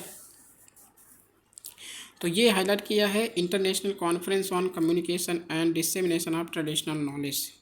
स्वास्थ्य इनिशिएटिव ये है एक कोऑर्डिनेट किया है CSIR NISCPR, जो कि इसका ऑब्जेक्टिव है to preserve traditional practices promote scientific validation of traditions. मतलब क्या है, ये ट्रेडिशनल नॉलेज जो डिसेमिनेट करना है उसके रिगार्डिंग ये स्वास्थ्य इनिशिएटिव लिया गया है, ठीक है। स्वास्थ्य का मतलब है scientifically validated societal traditional knowledge, ठीक है, बस इतना याद रखना। गृह स्कीम है green rating for integrated habitat assessment, ठीक है, इतना याद रखना, इसमें ज़्यादा कुछ याद रखने की ज़रूरत नहीं है। Inland waterways authority of India intermodal terminal at Kalu Ghat in Bihar receive किया है 5 स्टार स्वगृह रेटिंग फ्रॉम गृह। ठीक है, गृह होता क्या है, ministry of new and renewable के अंदर ये जॉइंट वेंचर है एनर्जी एंड रिसोर्स इंस्टीट्यूट, मतलब टेरी और ministry of new and renewable के बीच ये जॉइंट वेंचर है। रोल क्या करता है, गृह is a rating tool that evaluates the environmental performance of a building holistically over it's entire life cycle. स्वगृह simple versatile affordable गृह given to small scale stake holder. बस इतने याद रखना है, कुछ नहीं याद रखना। गृह किस फील्ड में वर्क करता है, हैबिटाट असेसमेंट, मतलब इन्वायरमेंटल परफॉर्मेंस के लिए यहाँ पर यूज किया जाता है। और इसका जॉइंट वेंचर किसके बीच है, ministry of new and renewable और टेरी के बीच। ठीक है, the energy and resource institute. Cairo call to action. अब कायरो किसकी कैपिटल है, वो है इजिप्ट की। तो इजिप्ट ने एक्शन लिया है किसके साथ, वर्ल्ड अर्बन फोरम कंक्लूड किया है 12th edition in Cairo Egypt में with the adoption of 10 point Cairo call to action. ठीक है, वर्ल्ड अर्बन फोरम इस्टेब्लिश हुआ था 2001 में यूनाइटेड नेशंस के द्वारा। Is a premier global conference on sustainable urbanisation. ठीक है, बस इतना याद रखना। और कायरो कॉल टू एक्शन कौन से फील्ड की बात कर रहा है, तो ये housing crisis, global housing crisis की बात कर रहा है, इतना याद रखना। ठीक है, sharing urban spaces including urban planning, मतलब अर्बन प्लानिंग के लिए ये यहाँ पर न्यूज़ में है, अर्बन प्लानिंग के फील्ड में वर्क करता है, इतना याद रखना बस, और कुछ नहीं। Indian green building council, Indian green building council की बात करें तो ये काउंसिल जो है जेनेसिस हुई, इसका जो जनरेशन हुआ confederation of Indian industry was establish in 2001 में। ठीक है, Indian green building council vision है इसका global leaders in the India को ग्लोबल लीडर बनाना है in sustainable build environment by 2025 में। रोल है ग्रीन बिल्डिंग रेटिंग प्रोग्राम्स को इम्प्रूव करने के लिए डेवलप करता है, certification services, green building training programmes. ठीक है, ग्रीन बिल्डिंग के मामले में ये मतलब नाम से ही पता चलता है कि ग्रीन बिल्डिंग काउंसिल किस फील्ड में वर्क करेगी। Net zero banking alliance, net zero banking alliance क्या है, bank led and UN convened, it is a group of leading global banks. ठीक है, net zero greenhouse gas emissions by 2050 ये यहाँ पर टैकल करता है। और no Indian bank is member of net zero banking alliance, यहाँ पर कोई भी इंडियन बैंक इसका मेंबर नहीं है। तो बस इतना ये याद रखना कि मतलब नेट ज़ीरो बैंकिंग अलायंस, इसमें इंडिया का कोई भी बैंक नहीं है, जो कि कहा गया है कि ग्रीन हाउस गैस एमिशंस को 2050 तक नेट ज़ीरो कर देना है। Bharat clean tech manufacturing platform Bharat climate forum पर ये लॉन्च किया गया है। ठीक है, किसके द्वारा लॉन्च किया गया है, ये याद रखना, union minister of commerce and industry. ठीक है, Bharat clean tech manufacturing platform ये होता क्या है, डिज़ाइन करता है to enhance India's clean tech value chain. बस इतना याद रखना, क्लीन टेक वैल्यू चेन जिसमें कि सोलर, विंड, हाइड्रोजन और बैटरी स्टोरेज सेक्टर्स को बढ़ावा देना है। ठीक है, इंडिया लॉन्च किया है वर्ल्ड्स का फर्स्ट ग्रीन स्टील टैक्सोनॉमी, और ये कहाँ लॉन्च किया है, ये इम्पॉर्टेंट हो जाता है। तो और कौन लॉन्च किया है, तो मिनिस्ट्री ऑफ स्टील। ठीक है, लॉन्च किया है वर्ल्ड्स का फर्स्ट ग्रीन स्टील टैक्सोनॉमी और क्लासिफिकेशन। टैक्सोनॉमी की बात करें तो टैक्सोनॉमी जो भी यहाँ पर क्लासीफाई करता है चीज़ों को, जो स्टील के फील्ड में बात करें तो स्टील को क्लासीफाई कैसे करता है, तो steel with CO2 equivalent emission intensity of less than 2.2 tons of CO2 electricity per ton of finished steel. Star rating system है based on greenness, star rating system देता है। 5 स्टार ग्रीन रेटेड स्टील क्या होता है, जो कि यहाँ पर emission intensity lower than 1.5 tons होता है, उसे 5 स्टार मिलता है। 4 स्टार ग्रीन रेटेड स्टील जिसमें 1.6 to 2 टन्स होता है। 3 स्टार 2 to 2.2 टन्स होता है। ठीक है, तो ये क्राइटेरिया है, इसको क्लासीफाई करता है। बस इसमें इतना ही याद रखना है। Champions of the earth award याद रखना, ये UNEP देता है, जो कि 2015 में PM मोदी और यहाँ पर जो इमैनुअल मैक्रोन है फ्रांस के प्रेसिडेंट, उनको मिला था champions of the earth award. ठीक है, तो लाइफ टाइम अचीवमेंट कैटेगरी के अंदर में ये दिया जाता है। माधव गाडगिल को मिला है 2024 में ये अवार्ड। और वेस्टर्न घाट रीजन को ये इकोलॉजिकली फ्रेजाइल बताने के लिए रिनाउंड मतलब वर्क करने के लिए। Champions of the earth award UNEP का जो एनुअल ये देता है, ठीक है, एक मतलब लाइफ टाइम अचीवमेंट कैटेगरी में देता है ये, ठीक है। तो माधव गाडगिल ने किस पर वर्क किया था? वेस्टर्न घाट, माधव गाडगिल और सी रंगराजन, ठीक है, रंगराजन कमीशन यहाँ पर पूरा मतलब क्राइटेरिया देता है कि वेस्टर्न घाट को कैसे रेगुलेट करना है। डिजास्टर मैनेजमेंट की बात करें तो डिजास्टर मैनेजमेंट में जो न्यूज़ में थी वो यहाँ पर बात करेंगे। जैसे IMD के हो गए, इंडियन मेट्रोलॉजिकल डिपार्टमेंट के 150 साल पूरे हो चुके हैं इस्टेब्लिशमेंट के। मिनिस्ट्री ऑफ अर्थ साइंस के अंदर आता है ये, ठीक है। Weather ready and climate smart ये इसका एम है, ठीक है। फेज़ 1 फेज़ 2 लॉन्च किए गए हैं। इम्प्लीमेंटेशन जैसे कि Indian institute of tropical management Pune में इसका हेडक्वार्टर है, और national centre for medium range weather forecasting इसका हेडक्वार्टर नोएडा में है। टारगेट बेनिफिशरीज बहुत सारे, जैसे numerous sectors like agriculture, disaster management, defence, environment, aviation, water resources, power, tourism, shipping, transport, ठीक है। तो बहुत सारे एरिया में वर्क करता है। बैकग्राउंड की देख लें तो बैकग्राउंड में अगर देखें तो 1636 में हैली नाम के ब्रिटिश साइंटिस्ट ने इसे इंडियन मानसून पर एक स्टडी की थी, ठीक है। इंडियन ओशन और एशियन लैंड मास के बीच में यहाँ पर जो भी स्टडी की थी कि इंडियन मानसून कैसे डेवलप होता है, ठीक है। तभी से जेनेसिस हुआ किसका? इंडियन मेट्रोलॉजिकल डिपार्टमेंट का। और ये इसका जेनेसिस हुआ 1875 में। हेडक्वार्टर है इसका न्यू दिल्ली में, और इनिशियली इसका हेडक्वार्टर कलकत्ता में था। फर्स्ट डायरेक्टर जनरल जो थे वो सर जॉन एलियट थे, ठीक है। मई 1889 में इन्हें अपॉइंट किया गया था कलकत्ता हेडक्वार्टर्स में।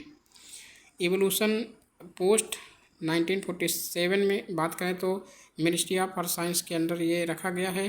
First organisation in India to have a message switching computer for supporting its global data exchange, ठीक है।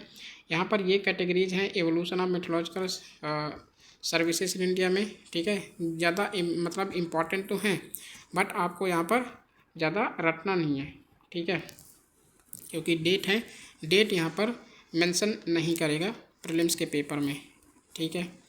केवल डेट याद रखना कि इंडियन मेट्रोलॉजिकल डिपार्टमेंट कब इस्टेब्लिश हुआ, तो 1875 ओल्डेस्ट यहाँ पर ऑर्गेनाइजेशन है जो कि इंडिया में इस्टेब्लिश हुआ था, ठीक है। मॉनिटरिंग जो मतलब India was the first developing country in the world to have its own geostationary satellite INSAT, ठीक है। अर्थ के मेजरमेंट जो भी यहाँ पर डिजास्टर होते हैं उनको मेजरमेंट करता है, उनको मॉनिटर करता है। इंटरनेशनल हेल्प से हम यहाँ पर जैसे साइक्लोन फोरकास्ट करते हैं, warning services to 13 north Indian ocean countries along with the forecast and warning services to SAARC nations, ठीक है। डिजास्टर मैनेजमेंट अमेंडमेंट बिल की बात करें तो 2024 में लोकसभा ने पास कर दिया था डिजास्टर मैनेजमेंट अमेंडमेंट बिल 2024, और ये अमेंड किया है 2025 को, ठीक है। 2005 में डिजास्टर मैनेजमेंट एक्ट बनाया गया था। चेंज क्या किया है? Preparation of plan. तो डिजास्टर मैनेजमेंट अथॉरिटी यानी स्टेट डिजास्टर मैनेजमेंट अथॉरिटीज़ ये कमिटीज़ एग्जीक्यूट करेंगी नेशनल डिजास्टर मैनेजमेंट अथॉरिटी और स्टेट डिजास्टर मैनेजमेंट अथॉरिटी को। Additional functions to NDMA and SDMA add किया है certain functions at their respective levels like assess disaster risk, provide technical assistance, recommend relief guidelines, etc. State and national disaster database will contain information on type and severity of disaster risk, allocation of funds, ठीक है।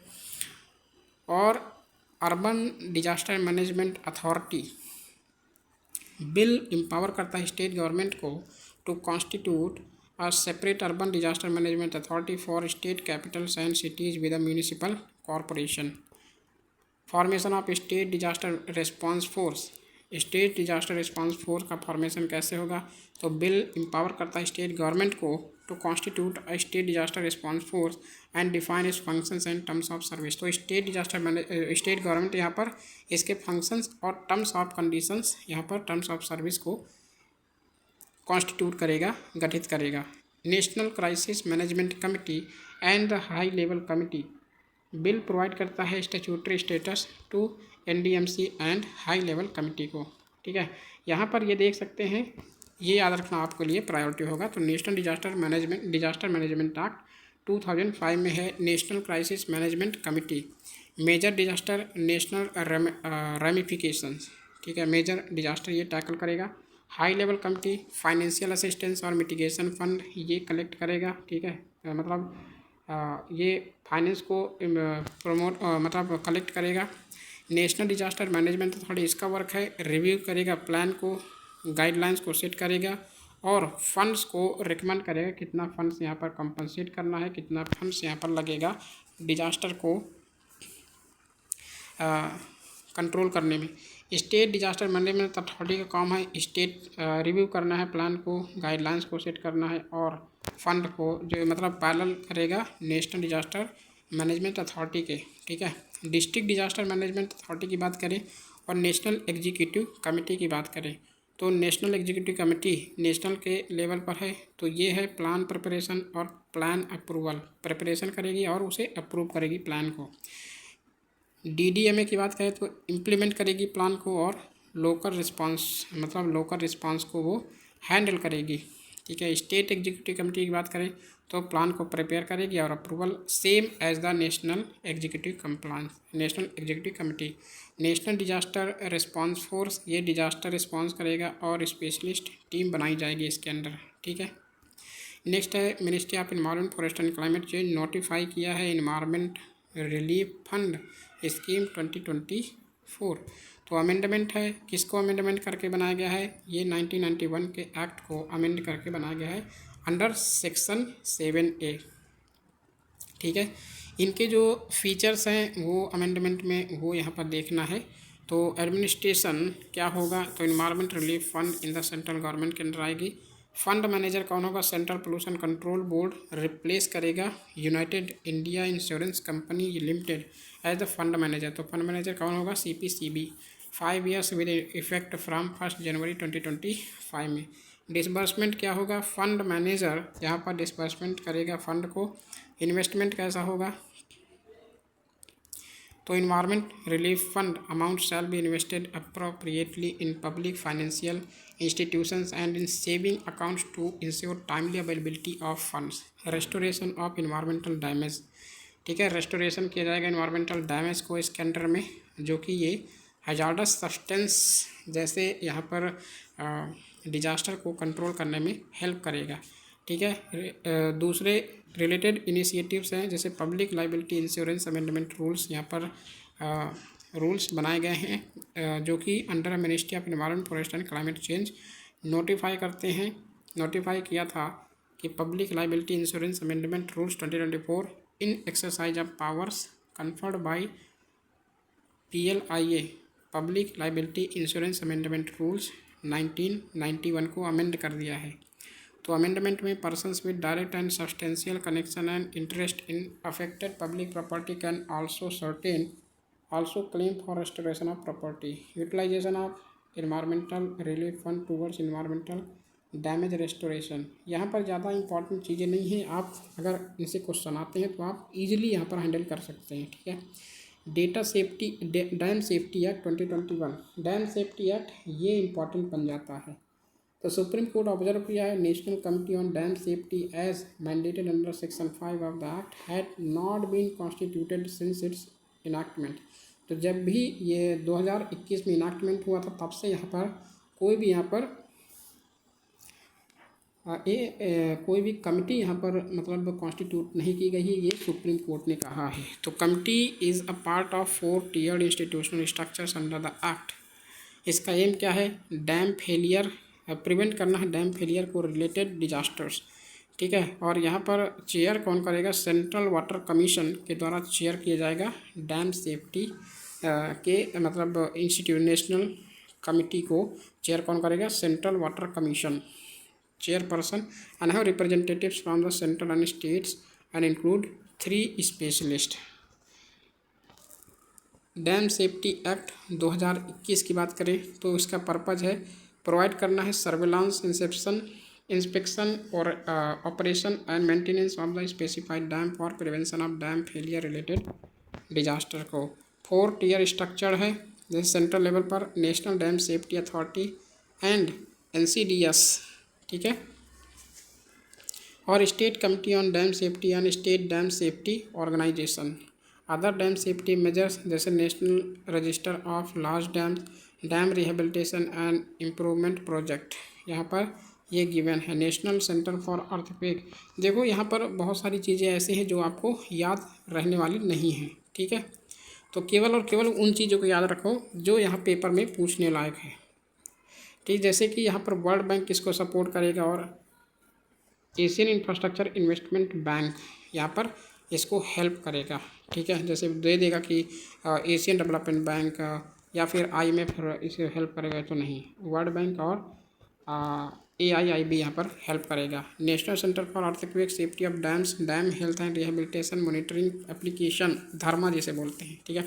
Dams in India and associated safety concern, देखो total जो है dam कितने हैं India में, about 5000 large dams in India, और India third largest dam owning nation है in the world after China and USA, सबसे ज़्यादा चाइना में है, उसके बाद USA में, देन थर्ड लार्जेस्ट कौन है, इंडिया।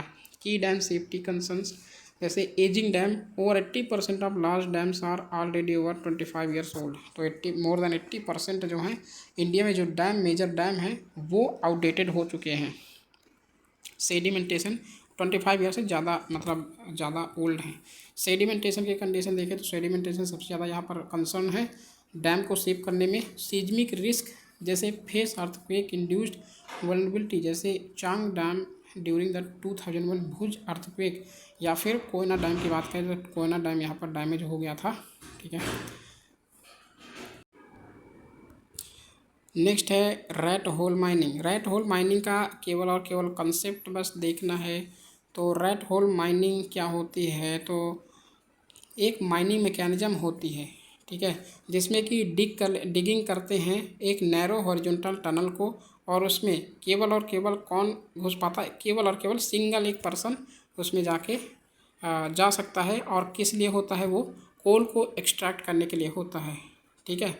बस ये डेफिनेशन है। जैसे कि देख सकते हो, rat hole mining involves digging narrow horizontal tunnels usually 3 to 4 feet high where workers often children enter and extract coal. Okay, तो यहाँ पर 9 वर्कर्स की डेथ हो गई थी रैट होल माइनिंग में, कहाँ पर, असम में, ठीक है।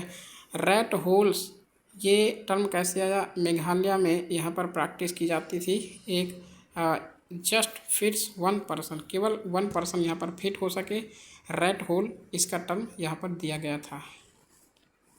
नेचुरल फैक्टर्स गवर्नेंस इशूज जैसे 6 शेड्यूल एरियाज़ हैं, तो यहाँ पर सही ढंग से यहाँ पर इम्प्लीमेंट नहीं किया जा रहा है, इनका कॉन्स्टिट्यूशन नहीं हो रहा है सही से, इसलिए प्रॉब्लम्स हैं, ठीक है। उनका जो पावर्टी भी यहाँ पर एक मेजर चंक है वो रोल प्ले करता है, ठीक है। Coal mines nationalisation act of 1973 ये इन माइंस के लिए अप्लाई नहीं है, क्योंकि 6 शेड्यूल एरिया में यहाँ पर अगर देखा जाए तो 6 शेड्यूल एरिया कहाँ पर लगता है, असम, मेघालय, त्रिपुरा, मिजोरम। तो मेघालय में सबसे ज़्यादा यहाँ पर देखने को मिलता है राइट होल माइनिंग, क्योंकि 6 शेड्यूल एरिया अप्लाई होता है, और 6 शेड्यूल एरिया में जो पार्लियामेंट का एक्ट है वो अप्लाई नहीं होता है, ठीक है।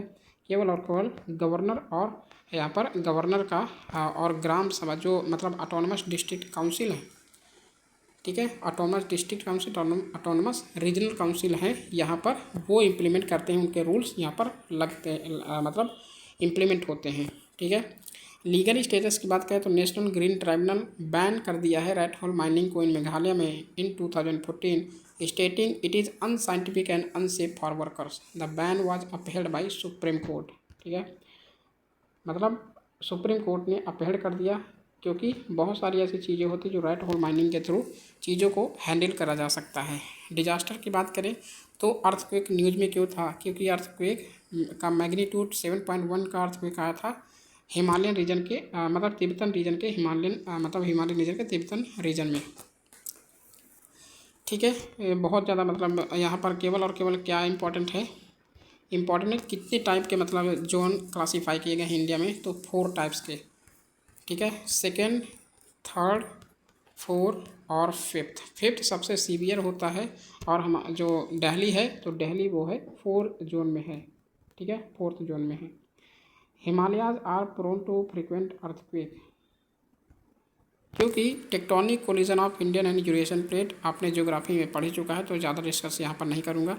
एक्टिव फॉल्ट लाइन, यहाँ पर दो, जैसे यूरेशियन प्लेट और इंडियन प्लेट दोनों आपस में मतलब सबडक्ट हो रहे इंडियन प्लेट, और जो हिमालय है वो और ज़्यादा मतलब अपलिफ्ट हो रहा है। यंग माउंटेन रेंज है, यंग फोल्ड माउंट है हिमालय, इसलिए यहाँ पर अर्थक्वेक देखने को मिलता है, ठीक है। जियोलॉजिकली यंग है और स्ट्रक्चरली अनस्टेबल है।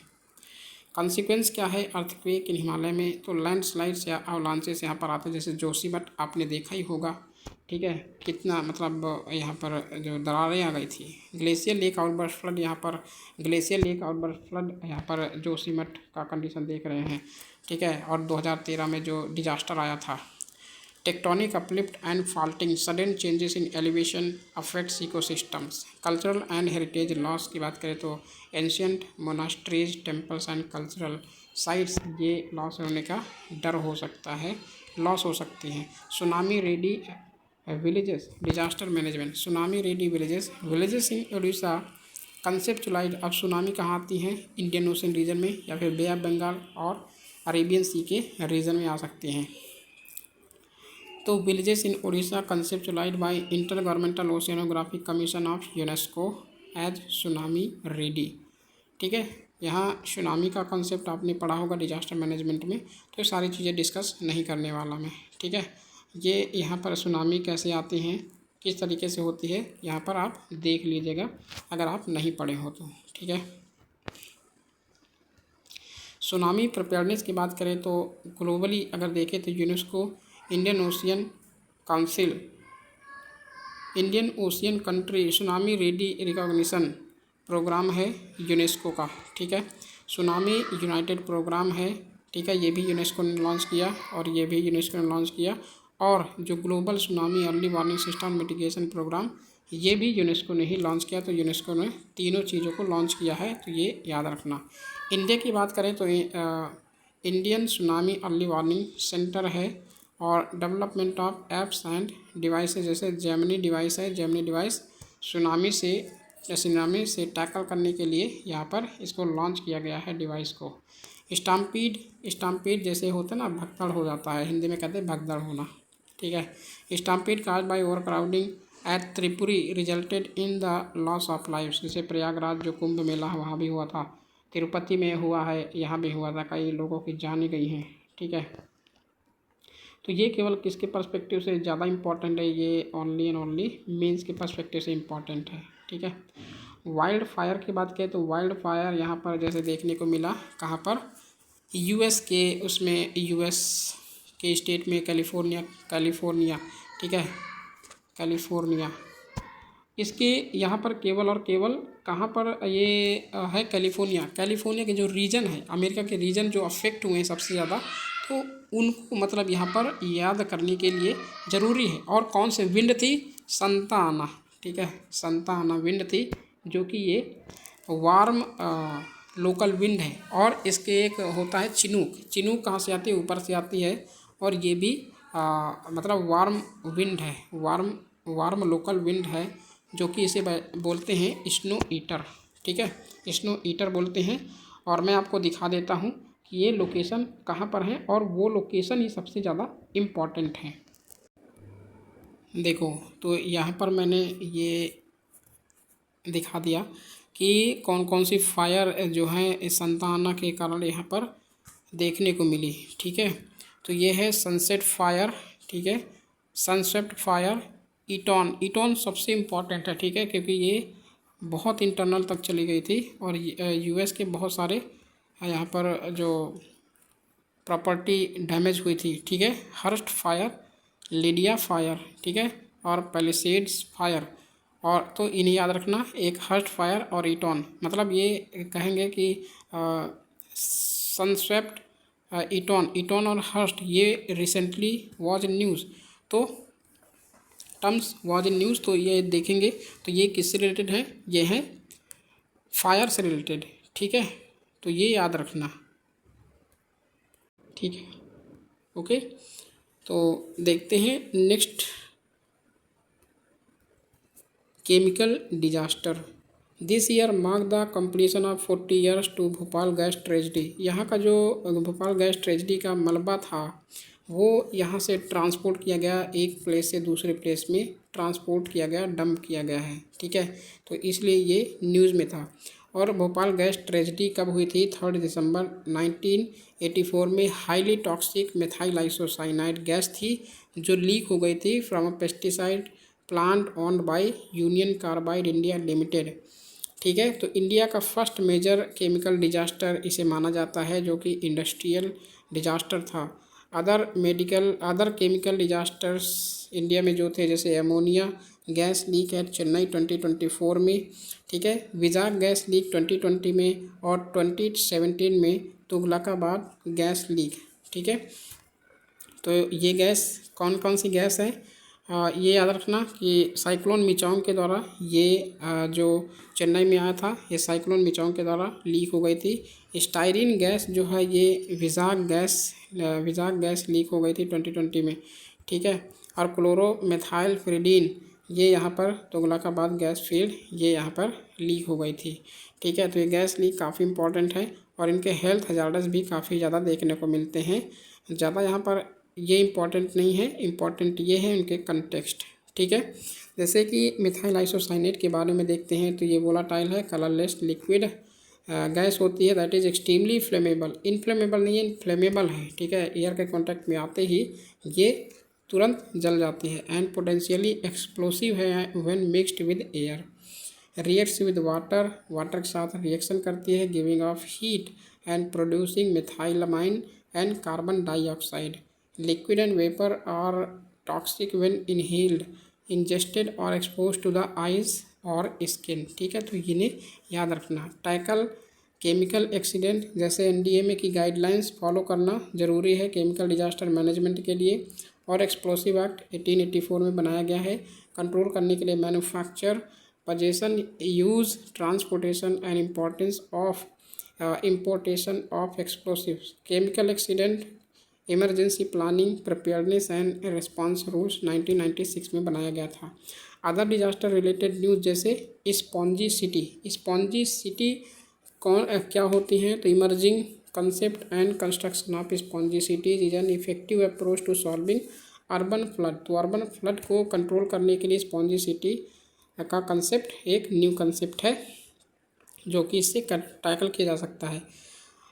स्पॉन्जी सिटी होती क्या है? To sustainable urban development including flood control, water conservation, water quality improvement and natural ecosystem protection, green roofs, constructed wetlands, increase tree cover etcetera. Benefit क्या है?